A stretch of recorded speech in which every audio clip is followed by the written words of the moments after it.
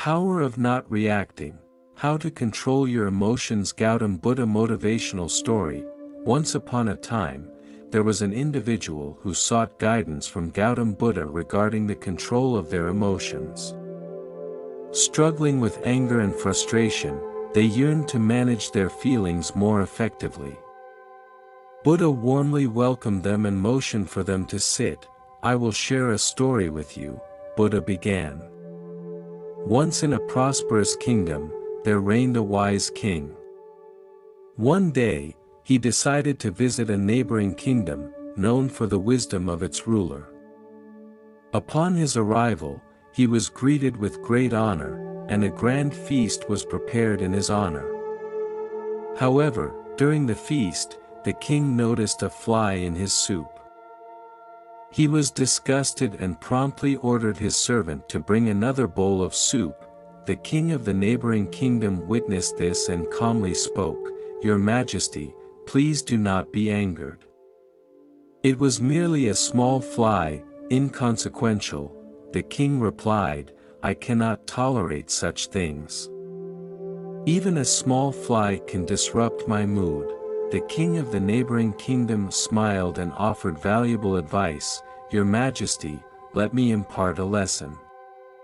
It was not the fly that disturbed your mood, but your reaction to it.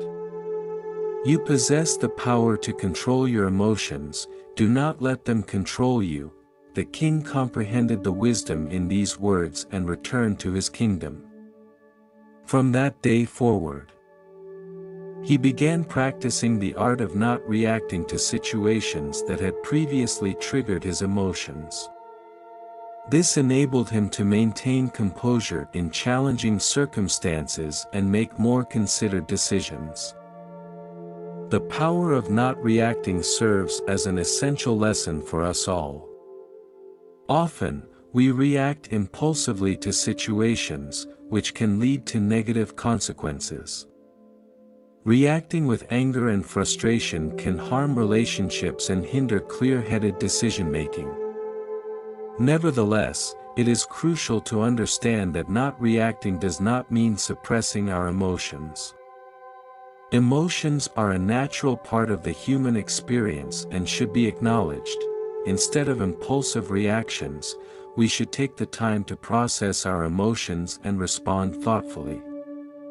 In another part of the world, there lived a young man named Michael, known for his impulsive reactions to upsetting situations. He would become angry and say hurtful things, leading to arguments and hurt feelings. One day, Michael decided to take control of his emotions. Recognizing that his impulsive reactions caused more harm than good, he embarked on a journey of mindfulness and meditation. This practice made him more aware of his thoughts and emotions. When faced with situations that would typically trigger his emotions, he learned to step back, take deep breaths, and respond thoughtfully. Initially, controlling his emotions was challenging, but with perseverance, it became easier. Michael noticed that his relationships improved as he no longer engaged in hurtful arguments. Instead, he communicated calmly and thoughtfully, building stronger relationships. One day, Michael's friend approached him for advice during a difficult time. Michael listened, offered comfort and support, and refrained from reacting angrily. His friend commended him, saying, "You always know just what to say. You never get angry or upset." Michael humbly replied, "It's not that I never feel angry or upset. I've learned to control my emotions, not letting them control me. It's a powerful skill that has improved my relationships and well-being."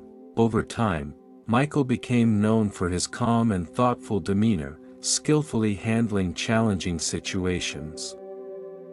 He continued practicing mindfulness and the art of not reacting, which brought him inner peace and happiness. The lesson here is that by controlling our emotions, we can enhance our relationships, make better decisions, and lead more fulfilling lives. The story of the king and Michael teaches us that we have the power to control our emotions. While we may not control external events, we can control our reactions to them. By practicing mindfulness and the art of not reacting, we can learn to manage our emotions and respond thoughtfully. This skill empowers us to improve our relationships, well-being, and overall quality of life.